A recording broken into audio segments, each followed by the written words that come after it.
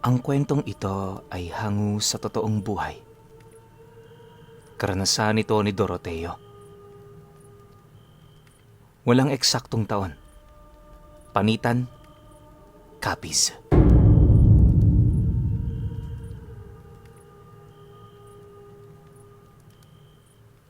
Magmula noong bata pa lamang itong si Doroteo, talamak na talaga sa lugar nila ang mga ugong-ugong ukol sa mga aswang. Ayon nga sa kanya, kinalakihan na niya ito. Kaya nung tumungtong siya ng edad na 22 anyos, sumama na siya sa kanyang mga kaibigan para maghanap ng mga aswang. Kadalasan, mga mandaragit ang kanilang pinagdidiskitahan noon. Ang ginagawa nila upang hindi sila nito mabiktima, tinatali nila ang kanilang katawan sa puno para asarin ang mga ito. Gamit-gamit ang mga sirang kawaling kinukuha nila sa kanilang bahay. Walang patid silang nagpapaingay nito tuwing gabi upang tawagin ang mga nilalang na dumadagit. Para hindi rin sila makaistorbo sa mga taong nagpapahinga na, pumupwesto sila noon sa mga parte ng baryo kung saan wala ng katao-tao. Itinuturing man na hindi pangkaraniwan noon ang kanilang ginagawa. Para sa kanila, purong katuwaan lang ito. Bagaman alam nilang lubos yung mapanganib, hindi na nila ito iniinda dahil sobra-sobra naman ang tuwa na kanilang nararamdaman tuwing ginagawa nila ang ganoong bagay. Dagdag pa ni Doroteo na yon ang usong-uso sa kanilang laro tuwing gabi. Kaya na may kapag sumasapit ang kabilugan ng buwan, parang may pista sa lugar nila. Maraming binatilyo ang nagkakatuwaan. Pero sa pagsapit ng umaga, may mangilan-ngilan namang pamilya ang nagdadalamhati dahil sa pagkawala ng mga mahal nila sa buhay. Subalit, sa kabila ng ganoong pangyayari, aminado pa rin silang hindi yun sapat para iwasan nila ang ganoong kasiyahan. Kapag kasi tagapanitan, likas na talaga ang pagiging walang takot nila sa mga nilalang na nasa panig ng kaliwa. Bukod kasi sa malalawak din ang lihim ng kanilang pamilya, naging tradisyon na rin sa kanila yon sa mga panahong yon. Sa kanilang lugar kasi, hindi nila kinakatakutan ang mga aswang. Sa halip ang paningin nila rito, parang mga katulad lang din nila na may katangi-tanging abilidad. Kaya rin nila ginagawa ang pagpapadagit ay dahil sa pagbabaka sakaling magkakaroon sila ng kaibigan sa hanay ng mga ito. Isa yon sa kalimitan nilang pinapangarap, kaya nila ginagawa ang ganoong bagay. Naniniwala kasi ang mga magulang nila na sa oras na magkaroon na sila ng ganoong kaibigan, yun na ang magsisilbi nilang proteksyon sa lahat ng oras at pagkakataon. Magiging katuwang na rin nila yun sa buhay sa maraming paraan. Kung nagkataong mataas pa ang estado ng aswang na napahanga nila, maaaring yon ang magsilbing daan upang umangat sila sa buhay. Para sa iba, totoo ang ganoong kwento, pero sa mga taong may mataas na antas ng pamumuhay, isa lang yung kalokohang pinagpasapasahan ng mga henerasyong walang alam sa mundo.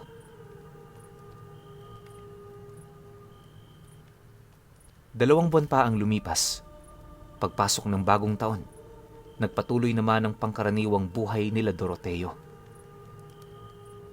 Bilang manggagamot ang kanyang ama, kung saan-saan silang lugar noon pumupunta, makapag-abot lamang ng kanilang serbisyo. Dahil sa nataon naman wala siyang magandang trabaho, siya na ang ginawang katuwang ng tatay niya sa panggagamot. Di naman yun problema sa kanya. Bukod kasi sa nakakatulong siya sa kanilang padre de pamilya, nabibigyan din siya nito ng salapi mula sa mga donasyong nalilikom nila. Paalala lang, sa pilitan yung binigay ng kanilang mga natutulungan at ni minsan hindi pa sila nang hingi.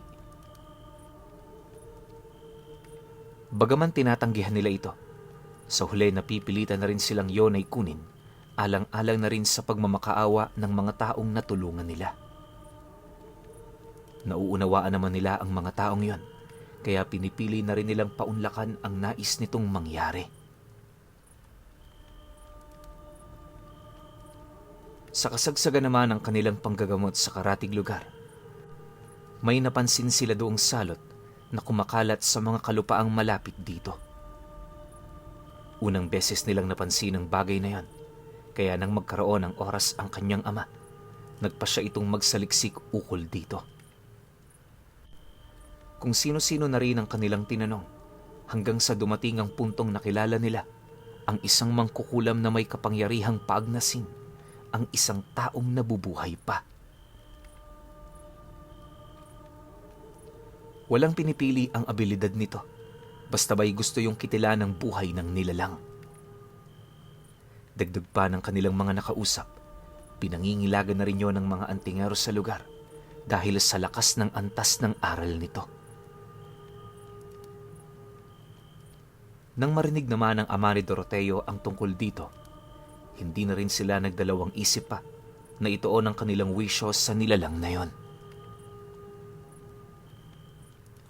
Kasabay ng pag-abot nila ng tulong sa mga taong nangangailangan, ay ang pag-ungkat naman nila sa isang makapangyarihang mangkukulam na nagngangalang Renata. Ayon sa kwentong nasagap nila, isang magandang babae itong si Renata noong dalaga pa ito. Anak din yun ng isang maimpluwensyang pamilya, kaya na may lumaki ito sa pagmamahal ng mga magulang niya. Sa sobrang ganda ng dilag na yon, hindi maipagkakailang marami doon ang napapaibig. Araw-araw, may mga binatilyong bumibisita sa bahay nito para magpakitang gilas dito. Subalit, kahit anong yaman ng mga taong bisita ni Renata, hindi pa rin yun sapat para sa kanya. Lahat ng nagkakagusto sa kanya, agad niyang tinatapat na hindi yun ang kanyang tipo. Siyempre, ayaw naman niyang umasa ang mga ito, kaya sa lalong madaling panahon, inilalahad na niya ang nararamdaman ng kanyang puso. Inakala ng maraming may natitipuhan na itong si Renata, kaya ganoon ang pakikitungo nito. Ngunit isang araw, nakita na lamang nila ang dalagang yon na may kasamang matanda. Magkahawak kamay ang dalawa, at sa estado ng mga ito, makikita mo talagang masaya sila sa isa't isa. Ang kaso lang, hindi yon tinanggap ng mga taong nakapaligid sa kanya. Pilit yung gumawa ng paraan para maghiwalay sila ng matanda.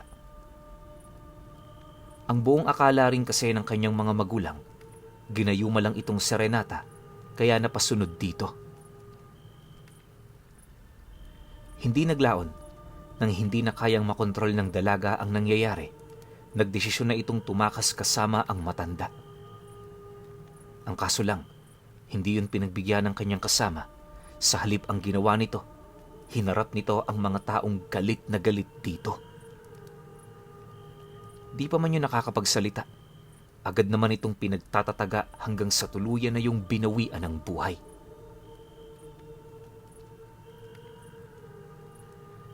Dahil sa pangyayari, nagdulot naman ito ng matinding pagdadalamhati ni Renata, kung saan yun na rin ang naging daan upang masiraan yon ng bait. Sa isang iglap, unti-unting kumupas ang ganda ng dilag. Tumanda na rin yun bigla, hanggang sa isang araw, nalaman na lamang nilang patay na ang pamilya nitong nakapaligid sa kanya. Natagpuan nila itong wala ng buhay, at ang labi ng mga ito parang ilang taon ng patay. Magmula noon, lahat ng umaaligid kay Renata, mabilis na naaagnas ang katawan. Sinasabi ng mga matatanda, sinumpa nito ang kanyang sarili dahil sa pagkamatay ng kanyang iniibig.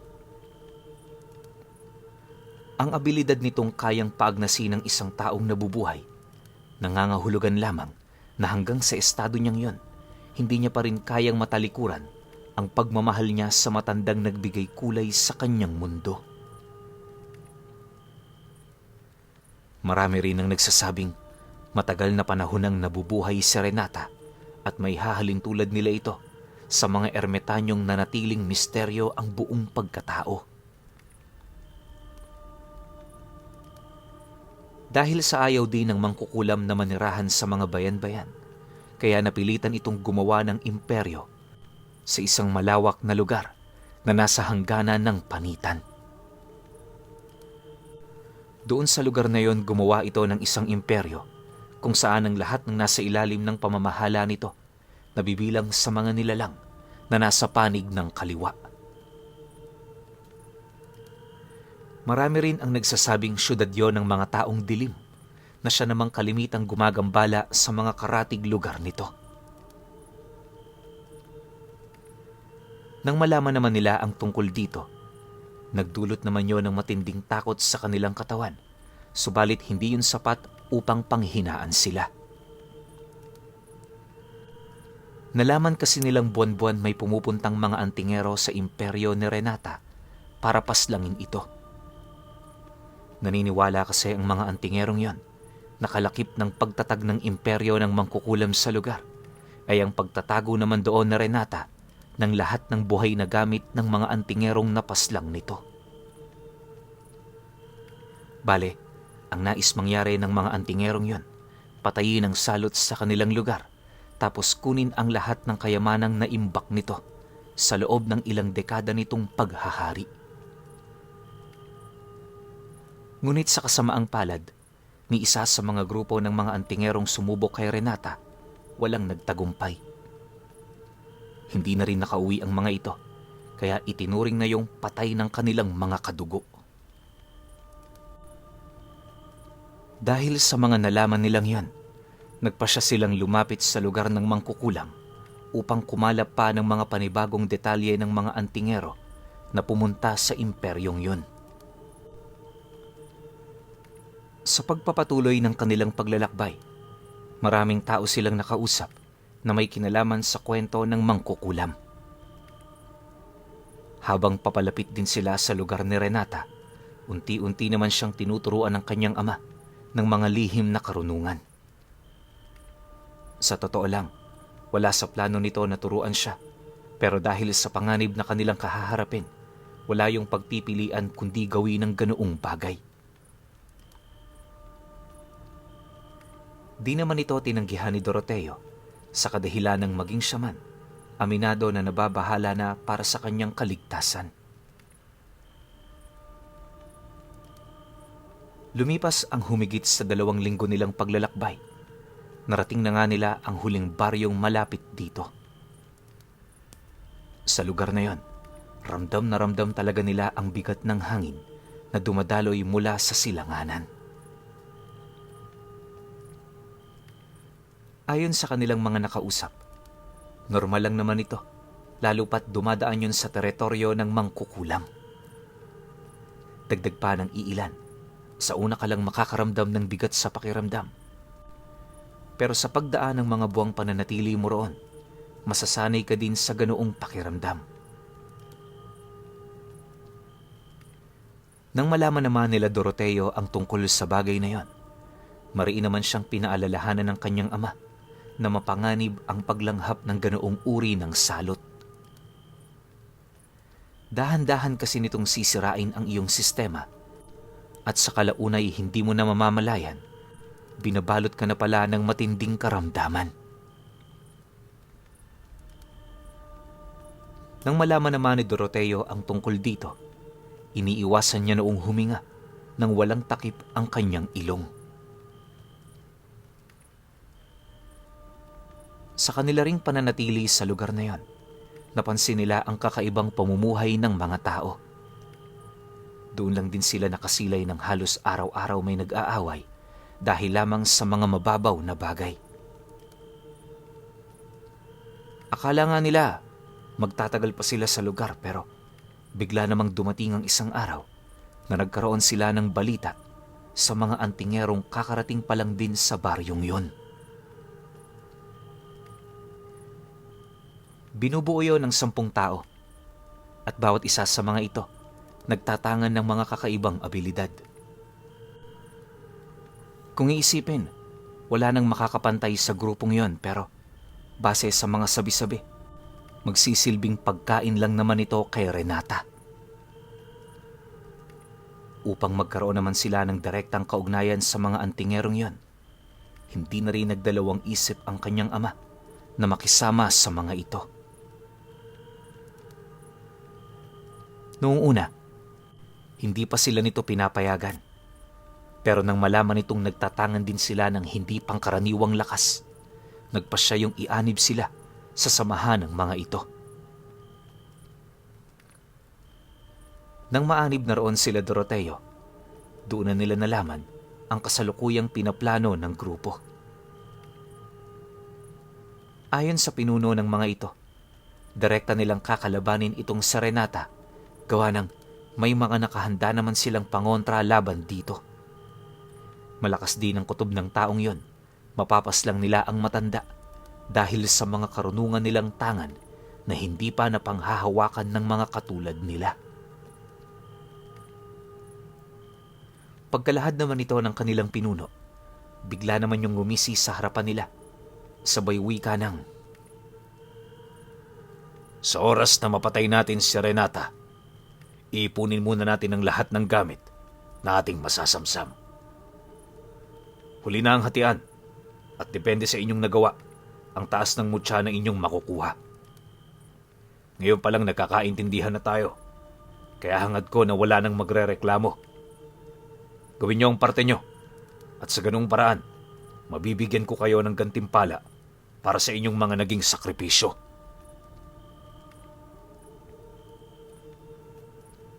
Nang marinig naman ito ng lahat, hindi naman nila mapigilang magsihiyawan.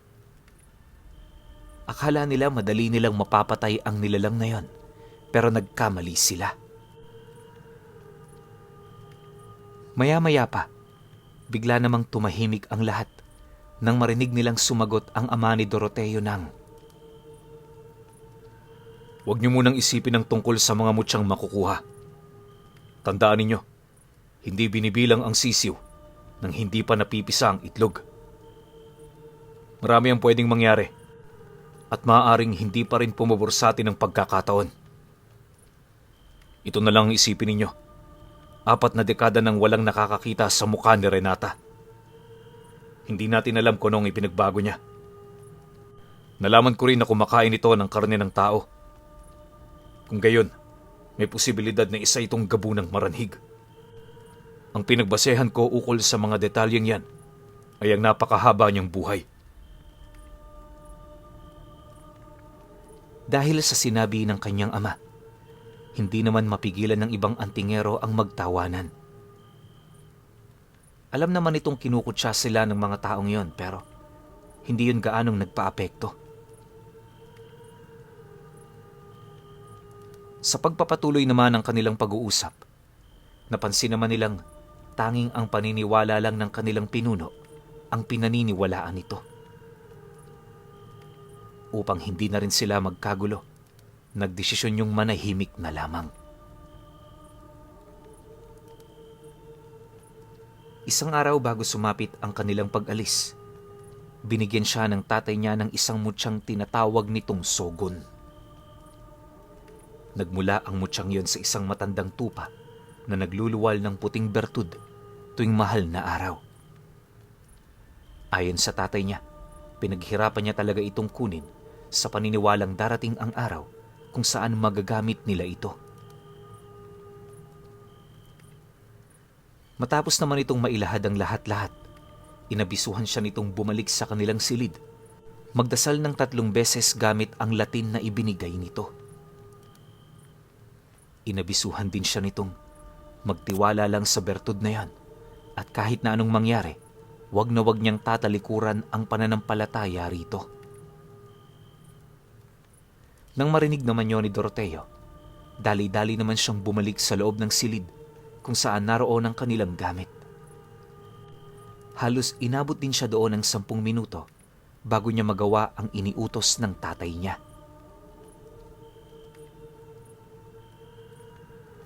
Pagbalik naman niya sa kinaroroonan nito, ipinalunok nito sa kanya ang bertud na kanyang hawak. Bagaman mapakla ang lasa nito, pinilit niya yung lunukin hanggang sa pumaloob na yon sa kanyang sistema. Matapos niya itong gawin, muli silang bumalik sa kinaroroonan ng mga kasama nila na parabang walang nangyari. Lumipas ang araw na yon. Sumapit na nga ang nakatakdang oras ng kanilang pag-alis. Habang binabagtas nila ang daan, napansin naman nilang parang hindi man lang nakakaramdam ng pagkabahala ang kanilang mga kasama. Ayon sa kanyang ama, katakatakot ang posibleng maranasan nila dahil sa minamaliit nila ang kapangyarihan ni Renata.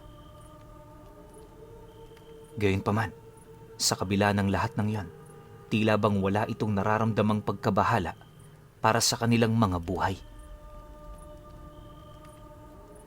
Kahit natatakot na rin siya noon, pinili niyang magtiwala sa kanyang ama hanggang sa marating na nga nila ang sinasabing imperyo ng mangkukulam. Bago pa man sila makapasok sa kaharian nito, agad namang bumungad sa kanila ang mga patay na punong binabalot ng mga sapot ng gagamba.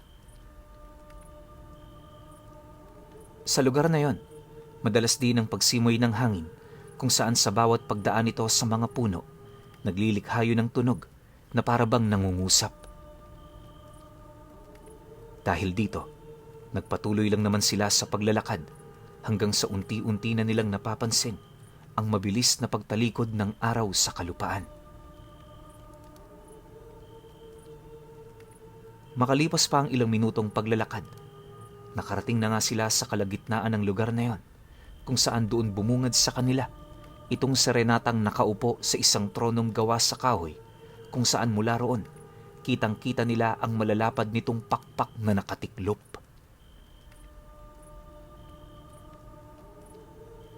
Sa paanan din ng mangkukulam, merong isang lalaking nakasubasob sa lupa na pilit nagpupumiglas mula sa pagkakaapak nito. Napansin din nila ang isang kulay pulang baging na nakatarak sa leeg nito na siya namang hawak-hawak ni Renata ang kabilang dulo. Kung hindi sila nagkakamali, dumadaloy sa baging na yon ang dugo ng taong yon papunta sa basong iniinuman ng matanda. Maya-maya pa, pagtitig naman ito sa kanila, bigla naman itong ibinuka ang kanyang mga malalapad na pakpak, dahilan para lumutang yon at kalaunay lumapag na sa kanilang harapan. Pagngisi naman ng matanda, narinig nila ang boses nitong animoy pinagsama-samang tinig ng tao. Para na rin yung lalaki kung pakinggan, indikasyon na maraming nakasaping kaluluwa sa loob ng sistema nito. Magandang gabi sa inyo, mga Ginoo. Naparito ba kayo para umakyat ng ligaw? Nakakatuwa naman. Buwan-buwan na lang meron akong bisita rito. Huwag na kayong mahiya. Alam kong nagagandahan kayo sa akin. Wika ng nilalang habang pinapaikot nito ang matatalas nitong hintuturo sa basong pinapalutang nito sa ere. Nang marinig naman ng lalaking nakasubasob malapit sa upuan ni Renata ang sinabi nito, buong lakas naman yung sumigaw sa kanila na umalis na sa lugar na yon. Pagkalahad naman ng lalaki sa mga kataga, laking gulat na lamang nila nang bumaon pa ng husto sa katawan nito ang baging na nakatarak. Dahil sa pangyayaring yon, wala na yung nagawa kundi ang mamatay. Kasabay din ng pagkawala ng buhay ng taong yon ay ang pagsili-tawa naman ng mga taong dilim na kanina pa palang nakapaikot sa kanila. Nang mapansin naman yon ng kanilang pinuno, hindi na din yon nagdalawang isip na sumugod. Bitbit ang kanilang mga sibat at sundang, walang takot naman nilang pinag-uundayan ng nilalang. Ngunit sa hindi malamang dahilan, pagkatarak nila ng kanilang armas sa katawan nito, Napansin naman nilang parang kalansay na lamang ang taong yun. Bukod kasi sa naagnas na rin itong balat, kitang-kita na rin nila ang mga laman loob nitong tumitibok-tibok pa. Maliban sa puso ni Renata, lahat ng kanyang laman loob nananatiling buhay. Ilang beses na rin yung inundaya ng saksak ng mga kasama nila pero sa kasamaang palad, hindi yun tinatablan. Lahat na rin ng pangontrang dala nila ay ibinuhos na nila sa nilalang na yon pero nanatili itong walang bisa. Hindi naglaon nang makaramdam na ng takot ang iilan sa kanila. Doon na nagpalabas ng mga nagsisilakihang insekto itong si Renata. Lahat ng antingerong nakaramdam ng takot sa kanyang harapan, mabilis nitong pinasukan sa bunganga, dahilan para tuluyan na rin yung manghina. Habang nangingisay na ang mga kasama nila, nagpupumilit pa yung magtaas ng bakod at puder sa katawan, ngunit hindi na rin nila yun kinaya. Dala naman ng matinding desperasyon, sinugod nila ang mga ito nang wala na sa plano. Nang mapansin naman na Renata ang ginawa nito, hindi na rin yun nagdalawang isip pa na makipaglaro sa kanila. Sa kanilang pakikipagbuno, doon nila nakita ang agwat ng kanilang mga kapangyarihan.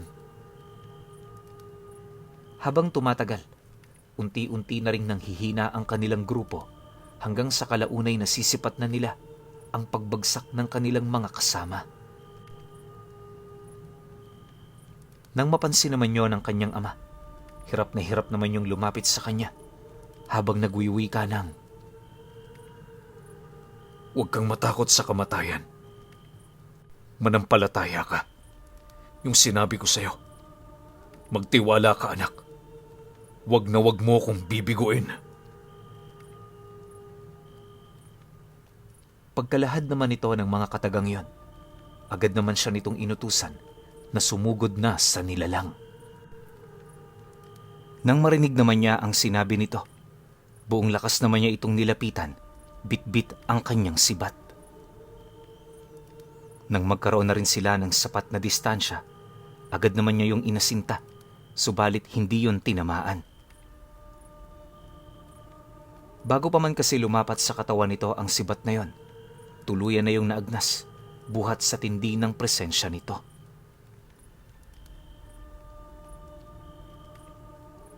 Matapos naman yung paglahuin ni Renata, hindi na rin yun nagdalawang isip pa na sugurin silang mag-ama. Una nitong pinaslang ang tatay niya, nakalaunay sinundan naman niya. Pagbagsak naman niya sa lupa, ramdam na ramdam talaga niya na unti-unti na siyang nawawala ng lakas sa katawan. Ultimo paghinga, pilit na rin, hanggang sa kalaunay ng dilim na ang kanyang paningin. Akala noon ni Doroteo, patay na sila pero pagmulat niya, nadatnan niya ang kanyang sarili nakahiga sa isang lumang higaan sa loob ng bahay na kanilang tinuluyan. Yung tatay naman niya noon, tulalang nakaupo sa tabi niya na parabang napakalalim ng iniisip. Pagsilay naman ito sa kanyang gising na siya, dali-dali naman nilang nilisan ang lugar. Ni paglingon sa baryong tinakasan nila, hindi na nila yun ginawa. Kahit gabi na rin noong mga oras na yon, nagpatuloy sila sa kanilang paglalakbay. Sa kanilang paglalakad, nabanggit naman ng tatay niya sa kanya na ang mga nangyari sa kanila ay totoo. Kaya lang naman sila nanatiling buhay ay dahil sa bisa ng mutya ng Sogon. Kung nagkataong hindi nila yun nilunok, paniguradong kasama sila sa mga antingerong yon na kinakain ni Renata. Dagdag pa ng kanyang ama na sa kanilang pakikipaglaban sa nilalang, may napansin siyang kakaiba. Naniniwala siyang walang makakapaslang sa nilalang na yon, maliban na lang kung matatagpuan nila ang puntod ng matandang lalaking inibig nito. Malakas kasi ang kanyang kutob na ang puso ng matanda ay nakakonekta sa katawan ni Renata. Yon ang kanyang nagsisilbing buhay. Kaya kung magagawa yung masira, maghuhudyat na rin ito sa kamatayan nito. Upang matigil na rin ang pagpapakalat ni Renata ng takot at salot, nagdesisyon ang tatay niya na ibahagi sa ibang mga antingero ang tungkol sa mga nalaman niya. Ilang taon ang lumipas, nabalitaan na lamang nila na nawala na ang presensya ni Renata sa lugar kung saan niyo namamahala. Walang makapagsabi kung papaano nangyari ang bagay na yan, pero naniniwala ang kanyang ama. May nakahanap sa puntod ng matandang iniibig nito.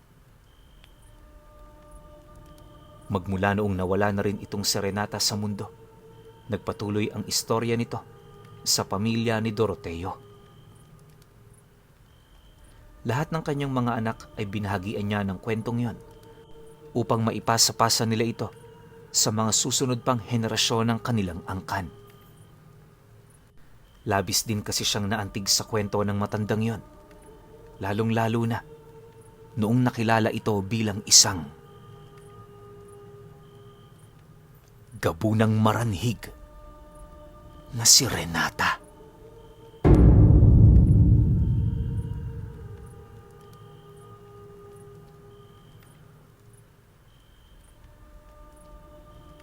Okay.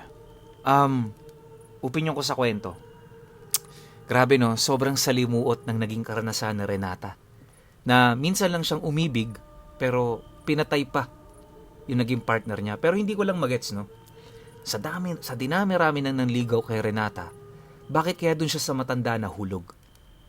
Imposible namang gayuma. Kasi alam naman nating lahat, pare-pareho, di ba? Na kapag gayuma ang sanhi ng pag-iibigan yung dalawa, mawawala yan kapag nawala yung taong nanggagayuma sa'yo. So, hindi ko talaga masabi kung nagayuma ba tong si Renata o meron siyang nakita dun sa matandang kapares niya na hindi niya nakikita dun sa ibang manliligaw niya. Kasi alam naman nating lahat, maganda siya. Pwedeng ang habol lang ng mga tao sa kanya yung physical niyang anyo. Pero itong matanda, siguro may nakita siya ron na yun nga, hindi niya nakikita sa iba. Tapos tanggap siya kung ano talaga siya. Pero pinaka nagpaantig ng puso ko, yung pagmamahal ni Renata sa matanda na yun. Kasi kahit wala na, yung parang yung paghihiganti niya nandun pa rin eh. 'Di ba? Parang yung galit niya rin sa mga kalalakihan iba eh. Siguro sinisisi niya yung pumatay sa partner niya, yung mga kalalakihan. Kasi sino ba naman nanliligaw sa kanya, 'di ba? Puro lalaki lang rin naman. So yung galit niya, naipon ng naipon, hanggang sa yun na nga. Kahit sino na, kinakatay niya. Una nga, mangkukulam lang eh. Tapos magugulat tayo, gabunang maranhig pala. Overall, masasabi ko sa kwento, ang ganda nung pagmamahal ni Renata sa taong minahal niya. Pero sobrang nakakatakot nung karakter ni Renata. Na sabi pa nga ng tatay ng bida natin na walang makakatalo dun. Ang pinaka makakatalo lang dun, pag natanggal yung puso nung lalaking iniibig nito na nakalibing na sa hukay. Napakaganda ng kwento na to, nakakaantig din ng puso. At the same time, yun nga, nakakatakot. Pero syempre, kayo pa rin. Kung may opinion kayo sa kwentong ito, comment nyo lang sa baba. Yun lang. Hanggang sa susunod na kwento. Salamat.